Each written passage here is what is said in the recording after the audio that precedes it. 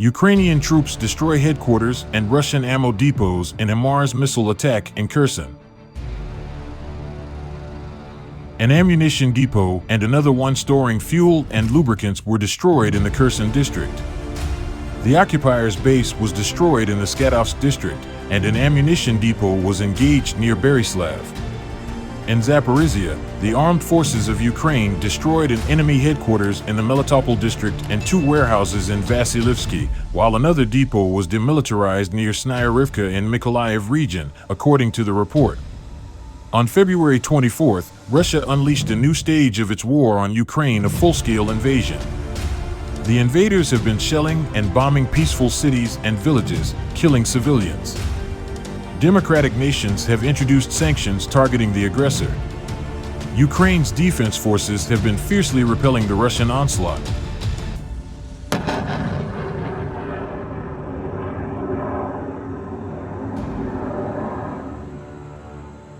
Russia's new commander in Ukraine, General Sergei Surovikin, in his first interview after taking over command, admitted that the Ukrainian counteroffensive in the southern region of Kherson had made the situation for the Russian army tense.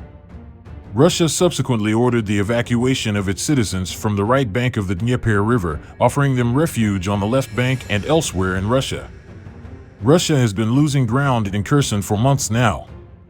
The slow but inexorable pushback of Russian forces has confounded those sympathetic towards Russia and left them wondering why the mighty Russian war machine cannot find its feet in the Kherson area.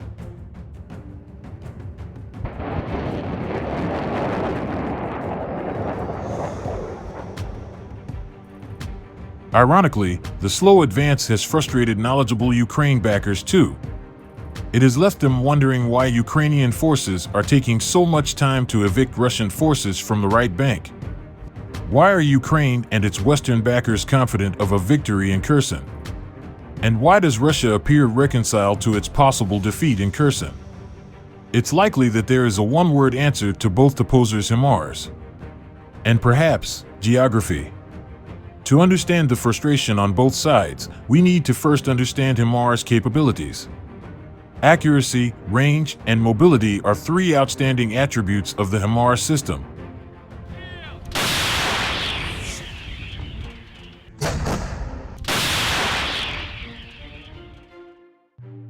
Retired Lieutenant General Ben Hodges, former commander of the U.S. Army in Europe, told CBS News that HIMARS fires a 200-pound warhead up to 50 miles and hits within 10 feet of its intended target. A single HIMARS rocket, without warning, can achieve what scores of less accurate artillery rounds may not achieve. The 16 HIMARS systems shipped to Ukraine in June appear to have leveled the playing field for Ukraine despite the overwhelming numerical superiority of Russian artillery.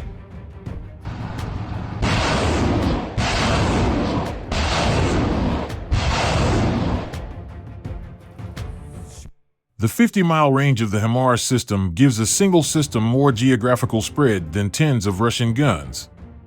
The system has excellent off-road mobility. It can break cover, move to a well-displaced launch point, and fire several rockets at short intervals. Assuming that it's spotted as soon as it fires, the system can reposition far away from the launch point while it is endangered by counter-battery fire. The combination of range and mobility makes counter-battery fire a very difficult proposition. Russia claims to have destroyed several HIMARS systems, but a senior Defense Department official told Politico recently that Russia has failed to destroy a single HIMARS launcher since Ukraine first began using them in June.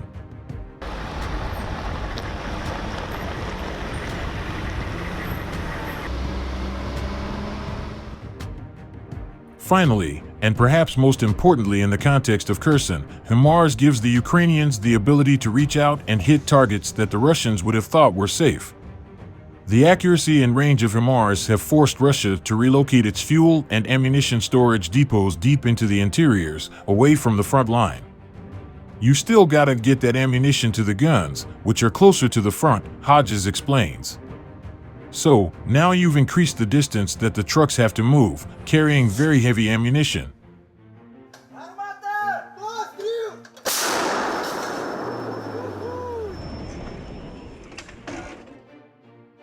Stretched supply lines mean easier adversary interdiction through attacks by loitering ammunition such as Phoenix Ghost.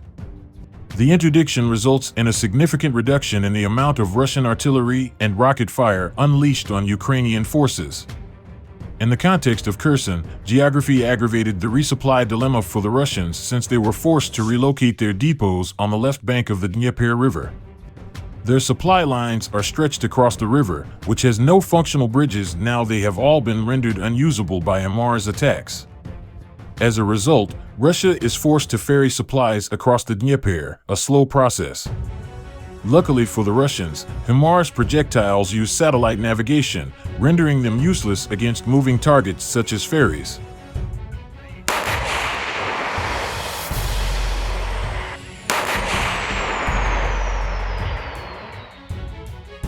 Earlier, there were reports that Russia is building pontoon bridges across the Dnieper, but either the reports were false or Russia abandoned the idea of static bridges that could easily be targeted by HIMARS, preferring moving ferries that could not be. Russia can minimize the threat from HIMARS through extensive use of loitering ammunition such as Lancet drones. Till recently, Russia didn't have an adequate inventory of such weapons. Of late, Russian use of Lancet drones has increased with reports of stepped-up production.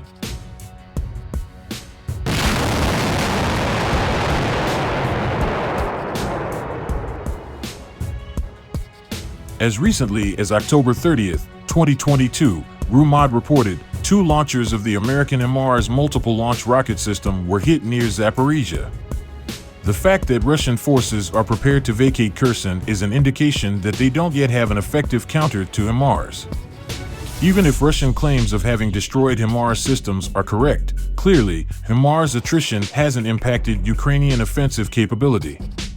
Russia appears to have had more success with downing HIMARS rockets as compared to destroying HIMARS systems.